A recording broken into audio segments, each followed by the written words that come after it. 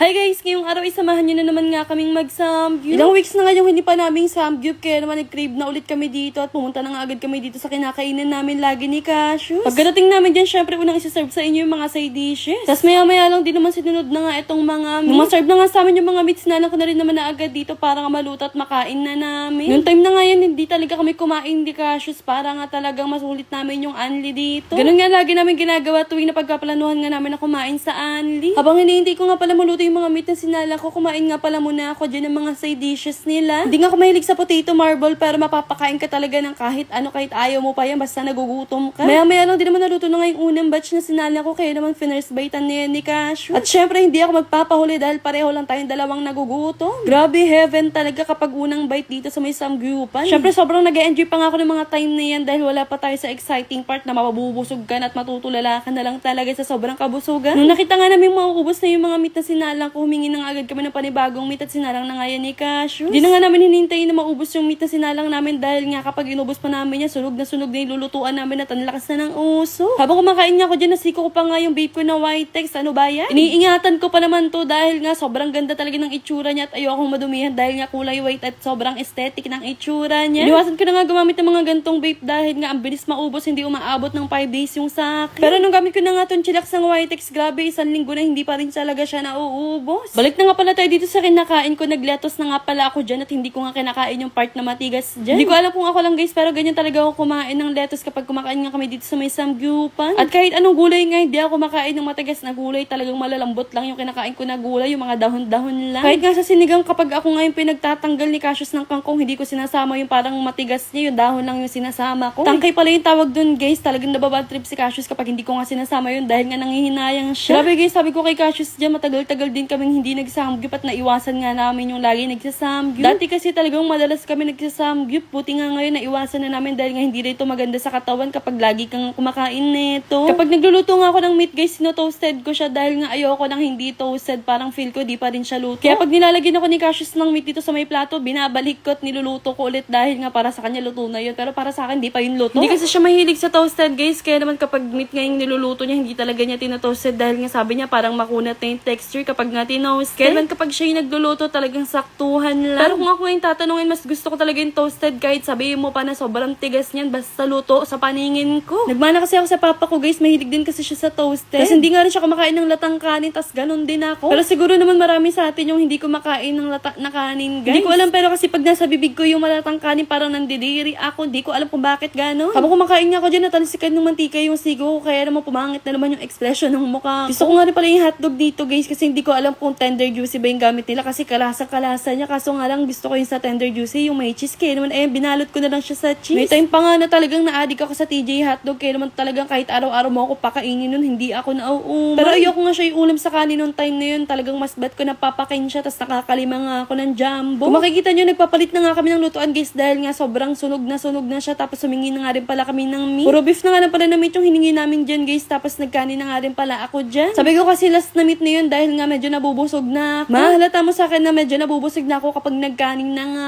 ako. Sa huli na kasi ako nagkakanin guys para nga talagang masulit ko pa yung ani. Pag nagkanin kasi ako sobrang bilis kong mabusog. At ayun na nga nabubusog na siya kaya naman natutulala na lang siya pero ang dami pang nilagay ni Cassius na meat sa akin kaya naman talagang kailangan kong ubusin to. Kahit nga busog na kami guys, sinuubos pa rin namin yung pagkain namin sa lamesa namin hindi dahil nanghinayang kami sa pagkain. Dahil nanghinayang kami sa charge na ibabahayad namin pag may natira kami. Kaya naman talagang kahit naduduwal ka na uubusin mo pa rin talaga. At finally naubos na nga namin lahat yan at nagpahinga nga lang kami saglit tapos nagkayaan na kaming umuwi kaya naman hanggang dito na lang. Paalam! Gusto mo rin ba magkaroon ng ganitong Gcash? Click mo yung link sa comment section.